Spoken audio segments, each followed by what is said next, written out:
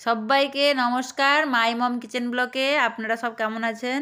আশা করি সব ভালো আছেন। তো আজকে আমি নিয়ে চলে এসেছি বাঙালিদের খুবই একটা মন পছন্দ রেসিপি, রুই মাছের কালিয়া।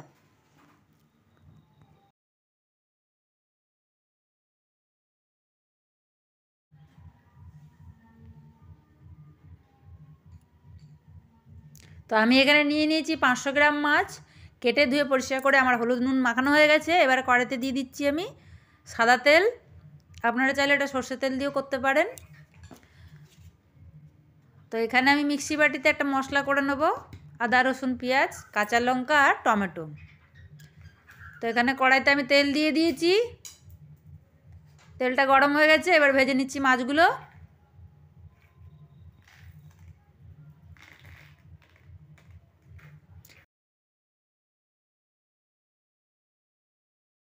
তো মশলার মধ্যে আমি এখানে নিয়েছি রসুন, আদা, পেঁয়াজ আর টমেটো আর কাঁচা লঙ্কা। তো মাছগুলো আমার এবার ভাজা হয়ে গেছে, তুলে নিচ্ছি আমি।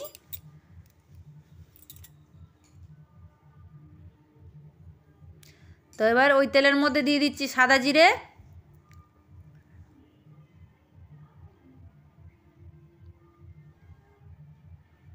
দিয়ে দিচ্ছি শুকনো লঙ্কা,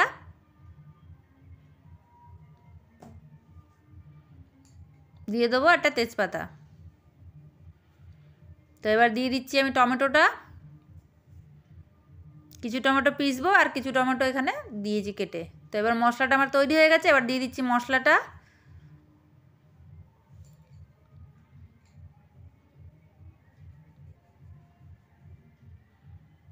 দিয়ে মশলাটাকে ভালো করে কষাবো। তো এখানে গোটা গরম মশলা আমি দিইনি, আপনারা চাইলে দিতে পারেন।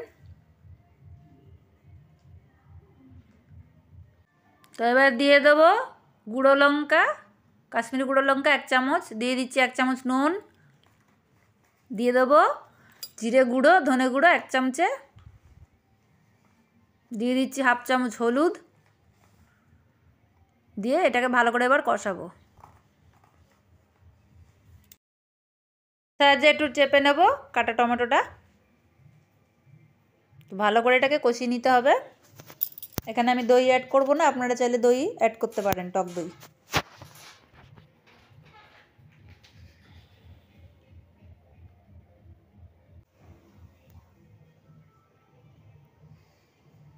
তো আমার কষানো হয়ে গেছে মশলাটা। তো এবার আমি একটু জল দিয়ে দেবো।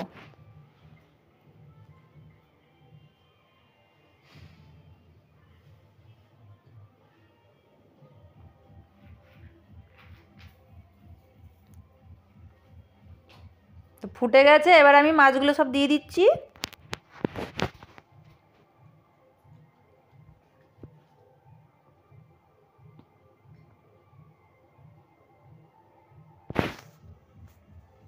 দিয়ে দেবো একটু গরম মশলা, আমি গুঁড়ো দিচ্ছি, আপনারা চাইলে বেটেও ইউজ করতে পারেন। তো দেখুন কালার কি সুন্দর এসছে। তো এবার আমি আমার হয়ে গেছে তরকারিটা, বাটিতে ঢেলে নিয়েছি।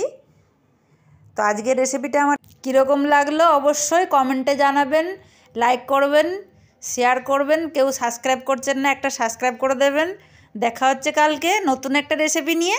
সবাইকে নমস্কার মাই মম কিচেন ব্লকে।